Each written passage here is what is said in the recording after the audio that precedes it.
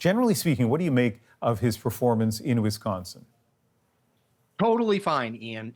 Totally acceptable. If last Thursday night had never happened, we'd say Joe Biden, he looks pretty good. He was good in the State of the Union. He's good on the campaign trail. The problem is this is not eternal sunshine of the spotless mind. You cannot go back and erase bad memories from the American public. And that debate performance was, I think, so bad and so disastrous for Joe Biden that I just don't think anything he said in a rally. Remember, he's reading from a teleprompter. He's in front of a supportive, at a minimum, crowd.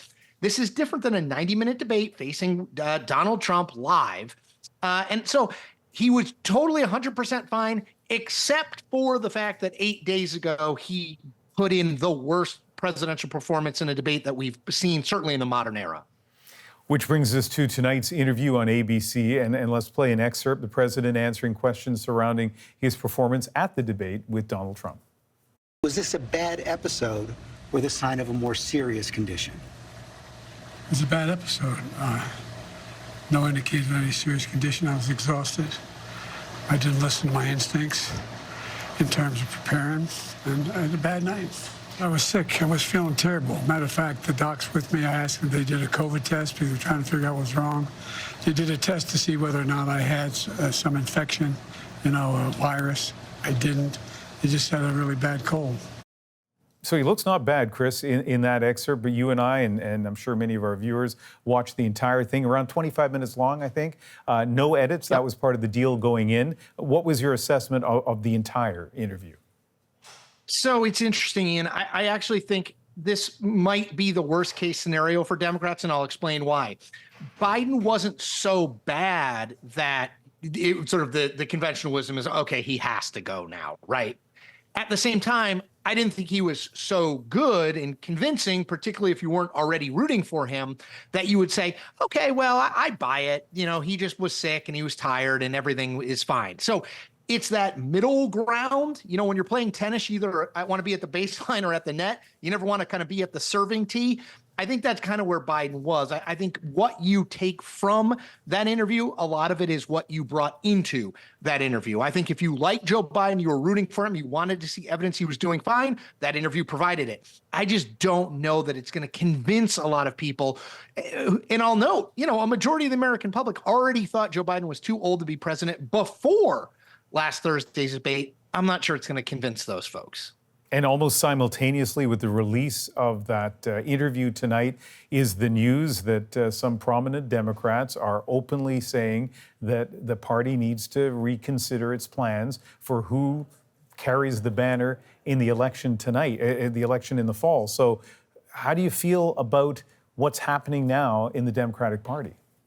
Yeah, so you played the clip from the Wisconsin rally, and I believe Joe Biden believes what he said there, which is, I'm going to be the nominee, I'm going to beat Donald Trump. The problem is while the ultimate decision to say, yes, I'm running or no, I'm out is up to Joe Biden, his hand, I think, is going to get forced here. I just think there's going to be a lot more Democrats who come out and say, look, whatever you make of it, the problem is people were worried about age before. He's the oldest president we've ever had in the United States. They're going to be even more worried about it now. And that impression left by the debate isn't going to be solved by an interview or a rally. It's not going to be solved. That's going to cost us maybe not just the White House, but a Senate majority, could cost us the House majority. And we can't risk that. It feels to me, having watched this for a long time over many years, the snowball is rolling downhill. It is getting bigger and bigger. The bigger it gets, the harder it is to stop. And I just think that's sort of where we are, whether or not Joe Biden in his inner circle are willing to sort of acknowledge it yet. You worked at CNN, you're a political analyst, but you also have a pretty good sense of how the media works. I sense a shift in tone from George Stephanopoulos, who worked in the Clinton White House and works for ABC, has for many years, on CNN, watched the analysis tonight. I sense a shift in tone in terms of how tough the analysis is about Biden's fitness. Well, what's your sense? Yeah, I mean, I think we're either at or near a tipping point here. I think, look, when you have the New York Times editorial board, the Washington Post editorial board, the Boston Globe editorial board, the Atlantic magazine, when you have all of these places that I don't think anyone would describe as sort of conservative redoubts in this country, when you have all these people saying, you know what, Joe Biden did a good job as president, but he simply cannot win. I just think you're seeing the tide turning a little bit. And I think the issue for Biden, I don't want to be a broken record, but the issue for Biden is 50+ million people watched that debate last Thursday. It was not just bad, it was disastrously bad. He looked out of it. He looked old. He couldn't finish answers. When he did finish answers, a lot of times those answers didn't make a whole heck of a lot of sense. That to me is an issue that's sort of a searing impression and confirms what a lot of people already thought. I just think it's extremely hard to convince people that something other than that he is too old to be president of the United States. I think it's going to be extremely hard.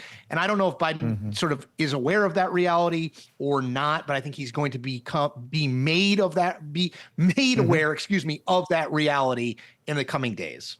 Chris, really appreciate your analysis. Thank you very much. Thank you, sir.